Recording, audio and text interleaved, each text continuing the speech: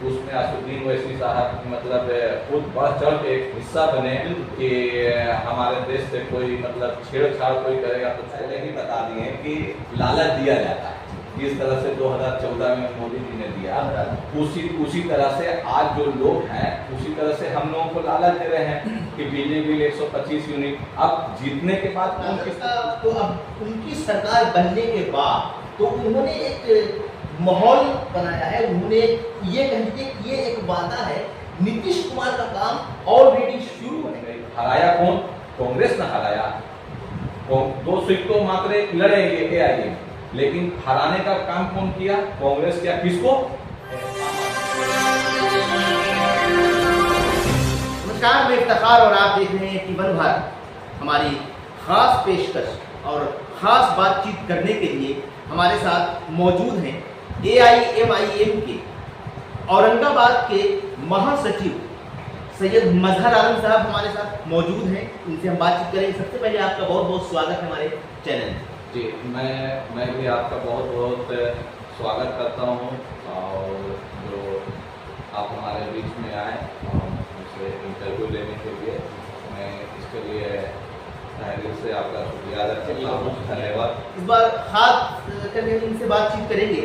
अच्छा, सबसे पहले मजहर साहब आप ये बात बताइए कि अभी चुनाव की रनिंग हो रही है ना, हर पार्टियां जो है अपने अपने तौर से अपने अपने तरीके से मैदान में उतर चुके हैं लगभग जी, और अपने अपने हिसाब से सारी पार्टियां की जो जितने भी जो वर्क करने वाले जितने भी जनप्रतिनिधि हैं वो सब अपना वर्क कर रहे हैं। इस बार आप बताइए कि आप एक महासचिव हैं औरंगाबाद में, खास करके इस बार आपकी पार्टी AIMIM कितनी सीटों पर चुनाव लड़ रही है इस बार?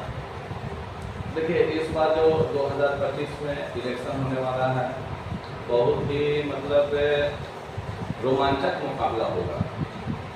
और जो बात रही कि कितने सीटों पे, तो अभी हम लोग के जो असुद्दीन ओवैसी साहब जो हैं उन्होंने बताया हम लोग को कि जितना से ज़्यादा होगा उतनी सीटों पर रहेंगे। कम से कम तो अभी मतलब है कि 150 सीटों पे इलेक्शन में हम लोग भाग लेने जा रहे हैं। इसलिए कि अभी तो मतलब तैयारियां पूरी हो चुकी हैं हम लोग की भी, और कैंडिडेट भी खड़े हो रहे हैं, मिल रहे हैं हम लोग। ये औरंगाबाद विधानसभा से खास करके कैंडिडेट के बारे में आप बताना चाहेंगे, कौन किनको इस बार टिकट कंफर्म होने वाला है क्या? देखिए, हम लोग जो है औरंगाबाद से हम लोग के 6 जो सीट जो है तैयार कर लिए हैं और अभी घोषणा भी कर दिए हैं। एक तो रफीगंज से सानिया अली खान को जानते ही होंगे जी, वो जो माशाल्लाह मतलब समझिए कि मजलूमों के नेता भी हैं और काफ़ी मतलब लोगों का मदद भी करते हैं, इसलिए उनको सीट दिया गया है और वो इच्छा भी मतलब जाहिर कर चुके हैं कि हाँ तैयारी चल रही है और वर्क भी चल रहा है। उनकी तैयारी पूरी तरह से वो मैदान में है, यानी खान साहब रफीगंज विधानसभा में काफ़ी अच्छा वर्क भी कर रहे हैं। और जहाँ तक कि पहचान की बात है तो वो काफ़ी उनकी पहचान है और काफ़ी ज़मीनी स्तर पर वो काम करते रहे हैं शुरू से। गरीबों का कह लीजिए कि मसीहा के तौर पर शुरू से वो रहे हैं और गरीबों की मदद करना, गरीबों के लिए लड़ना, आगे आगे रहना, ये उनका खास करके कार्यकाल रहा है शुरू से। तो उनका सीट तो कंप्लीट है। औरंगाबाद विधानसभा से क्या कहेंगे आप, कुछ आइडिया है क्या? औरंगाबाद से हम लोग जो 6 सीट पे तैयारी हम लोग की है और बात भी चल रही है, कौन खड़े होने वाले हैं। अब अगर गठबंधन हो जाता है तो मतलब इस पे खुद पे आना पड़ेगा, लेकिन हम लोग तो है 6 पे तैयारी हम लोग की हो गई। कैंडिडेट भी मिल गए, वो आपको मतलब घोषणा होगा वक्त आने पर। अभी सिर्फ बातचीत होकर के पर्दे में रखा गया, पर्दे में रखा गया। जैसे जैसे मतलब वो जो कैंडिडेट है वो इच्छा अगर मतलब जाहिर कर रहे हैं तो उनको ओपन भी किया गया है कि हाँ आप मतलब मीडिया पे आकर के अपना बताएं कि हाँ हम हैं इस बार मुकाबले में, मैदान में उतर रहे हैं। मैदान में उतर रहे हैं। खास करके आप महासचिव हैं और काफ़ी अच्छा काम आप कर रहे हैं। अगर बिहार से अगर बीजेपी की सरकार बनती है, अगर चुनाव निकल जाता है और अच्छी सीटें उनको मिल जाती हैं, और अगर उनकी सरकार बनती है, ऐसे में क्या करने का प्रोग्राम होना चाहिए, क्या देखिए मतलब ये तो सिर्फ लोगों को डराना रहता है कि बीजेपी जीत जाएगी, बीजेपी जीत जाएगी। कई ऐसी पार्टियां हैं जो अभी प्रशांत किशोर जी भी जो आए हैं मुकाबले में कि हम भी इलेक्शन लड़ेंगे और लड़ भी रहे हैं, तो उनको तो कोई टेंशन है नहीं कि बीजेपी जीत जाएगी। तो सिर्फ और सिर्फ मतलब मुद्दा बनाया जाता है AIM का, खास करके मुसलमानों के नाम पे बोला जाता है कि ये बीजेपी जीत जाएगी, बीजेपी जीत जाएगी। तो अरे जीत भी जाएगी तो उससे क्या, आज 11 साल से सरकार चला रही है ना। ऐसे ही यहाँ बीजेपी अगर सरकार बनती है तो देश का ही हिस्सा है बीजेपी, ऐसा तो नहीं है। पहले थोड़ा सा जो बीजेपी पार्टी में कुछ मतलब उस तरह के लोग हैं जो कट्टरवादी सोच रखते हैं, हिंदुत्व की जो सोच रखते हैं, उसी से थोड़ा सा मतलब डर है। लेकिन बीजेपी से कोई मतलब दिक्कत की बात नहीं है। बीजेपी हिंदुस्तान कुछ लोग हर जगह पे ऐसे होते हैं, तो चाहे वो हिंदू में लोग हों, चाहे वो मुस्लिम में लोग हों, थोड़े थोड़े लोग हर जगह पे कह लीजिए कि सीधा सीधी कह लीजिए कि करप्टेड और माहौल को खराब करना। माहौल खराब करना ऐसा नहीं है कि बीजेपी के पूरे लोग माहौल खराब करते हैं या कांग्रेस के लोग या किसी पार्टी के लोग माहौल खराब करते हैं या माहौल को सिर्फ अच्छा करते हैं। नहीं, जहाँ पे अच्छा है वहाँ पे बुरा भी होता है। तो कुछ लोग हर पार्टियों में थोड़े थोड़े लोग शामिल हैं जो माहौल को खराब करते हैं या भाषण अपशब्द जो निकालना, ये उनकी फितरत है। इसमें देखिए उनको अपना फायदा उठाना रहता है किसी भी तरह से। जैसे इलेक्शन में मापदंड भेद ये सब जो छलबाजी जो चलती है वो अपना अपनाते हैं। मुस्लिम हो हिंदू, बात तो आपका कहना सही है कि इसमें हिंदू मुसलमान सभी लोग आते हैं कि मतलब हमको बेईमानी से किसी तरह से इलेक्शन जीत जाना है।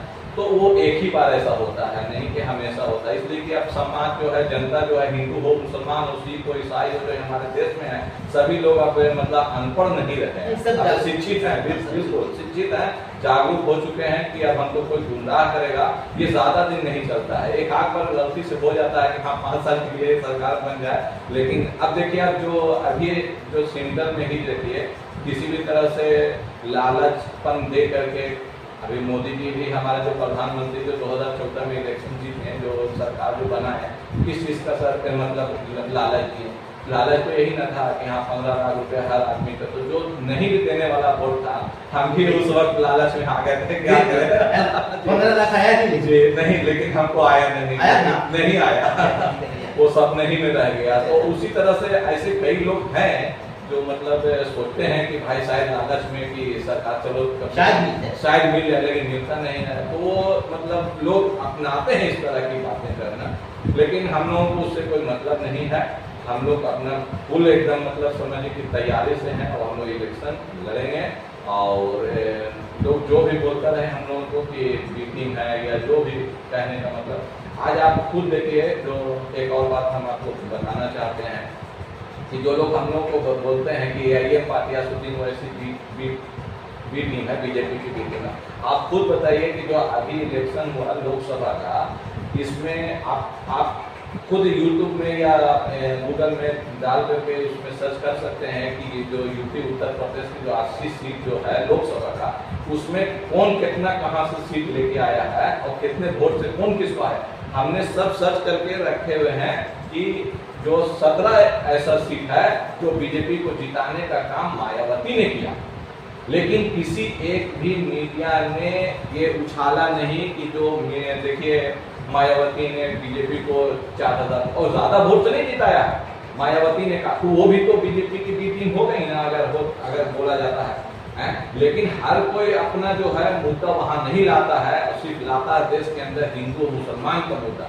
आज देखिए पहलगाम जो हमला हुआ उसमें असुद्दीन ओवैसी साहब मतलब खुद बढ़ चढ़ के एक हिस्सा बने कि हमारे देश से कोई मतलब छेड़छाड़ कोई करेगा तो छोड़ेंगे नहीं। एकदम मतलब समझिए कि मतलब दुश्मन को दुश्मन के तरह एकदम मतलब ट्रीट किए।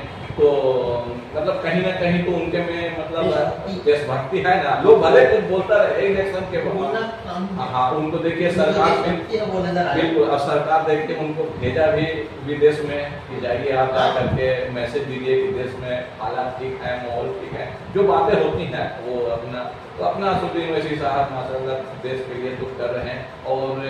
और ऐसा नहीं है कि ये जो सिर्फ कोई जो लोग बोलता है कि मुस्लिम पार्टी, आप ही बताइए, हमारे जो औरंगाबाद से ही जो अध्यक्ष हैं पासवान जी हैं, वीरेंद्र पासवान जी हैं, तो अभी देखिए पटना में जो मोर्चा जो संभाले हुए हैं उधर किशनगंज वाला एरिया में, तो राणा रंजीत सिंह हैं, वो भी हैं। तो ऐसा नहीं है। अब रहता है ये कि अब हमको देखिए, सबसे पहले हमको तो अपना जो मुस्लिम जो मेजोरिटी जो मजलूम लोग हैं, जैसे मुस्लिम दलित जो उसके ऊपर अत्याचार किया जाता है, उन लोगों को हमको जोड़ना है सबसे पहला। इसलिए कि सबसे ज़्यादा देश में जो इन लोगों की जो हालत जो खराब है, खास करके जो बीजेपी इन लोगों को जो मतलब सता करके अब वोट लेती है, तो उन लोगों को हमको पहले जोड़ना है।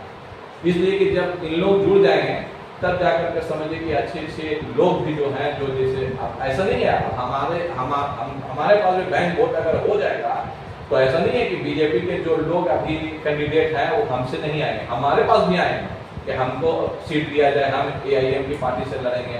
जब वोट मिलना चालू हो जाएगा तब, अभी लोगों को समझ में नहीं आ रहा, लेकिन हाँ 2025 में आपको खुद दिख जाएगा बिहार विधानसभा में कि क्या सिचुएशन रहता है, क्या हालत रहता है। एकदम भरपूर मतलब बिहारी, एकदम पूरा समझ हम लोग बिहारी हैं, तो बिहारी फुल जोर से हैदराबादी पसंद कर रहा है। और हैदराबादी देख भी रहे हैं कई जगह पे, हैदराबादी के नाम से विदेश में हो चाहे यहाँ भी नाम चल रहा है। एक बात और है कि चुनाव से अभी पहले, चुनाव तो अभी होने वाला है, काफी कई महीने बाकी है, चुनाव से पहले एक बड़ा अजीब माहौल बनाया जा रहा है, माहौल बन चुका है, बनाया क्या जा रहा है, बन चुका है। जैसे जो मुख्यमंत्री नीतीश कुमार जी हैं, उनके तरफ से अभी ऐलान हो चुका है, ऐलान नहीं बल्कि शुरू भी हो चुका है कि 125 यूनिट बिजली फ्री, उसके बाद अगर आप उठाएंगे तो बिल देना पड़ेगा, वरना 125 यूनिट फ्री है अगर नीतीश कुमार मुख्यमंत्री बनते हैं तो। दूसरी पार्टी जैसे कि अपना कांग्रेस और राजद वगैरह मिला करके ये जब महागठबंधन की सरकार बनाएंगे तो ये 2500 रुपये का खास करके फार्म भी इन्होंने भरवाना शुरू भी कर दिया, जितने फार्म के भरवा भी चुके हैं। तो ये एक माहौल, एक हवा बना देना, तो ये मिलना या ना मिलना वो अलग चीज़ है, इस तरह का हवा बना देना, इस चीज़ को कैसे देखते हैं पूरी तरह से? देखिए हमने आपको पहले ही बता दिए कि लालच दिया जाता है, जिस तरह से 2014 में मोदी जी ने दिया, उसी तरह से आज जो लोग हैं उसी तरह से हम लोगों को लालच दे रहे हैं कि बिजली बिल 125 यूनिट। अब जीतने के बाद कौन किसको पूछता है? ना हिंदू को पूछता है, ना मुसलमान को पूछता है। सब अपने अपने कुर्सी की ओर और पैसे की ओर और अपना प्रतिष्ठा वाली बात में लगे रहते हैं। और बहुत कम ही लोग ऐसे हैं जो मतलब समाज से जुड़े हुए हैं।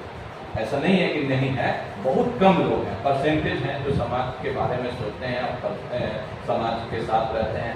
और सिर्फ लालच का लोभ दिया जाता है। आज देखिए नीतीश कुमार की तरफ से आ गया है, उनका बिल 125 यूनिट मिलना शुरू भी हो चुका है और बहुत सारे लोगों का बिजली बिल जो है वो जीरो आना शुरू हो चुका है। 125 यूनिट के अंदर में जिनका बिजली का बिल जो आ रहा है 125 यूनिट के लिए, उनका जीरो बिजली का बिल उन्होंने लागू कर दिया। अब ये कांग्रेस और राजद का तो अब उनकी सरकार बनने के बाद तो उन्होंने एक माहौल बनाया है, उन्होंने ये कह दिया कि ये एक वादा है, नीतीश कुमार का काम ऑलरेडी शुरू है और उनका अभी वादा है, लेकिन उनकी सरकार बनने के बाद देखिए अभी जैसे क्या है, आपने बताया कि 125 यूनिट फ्री मिला, नहीं मिला नहीं है।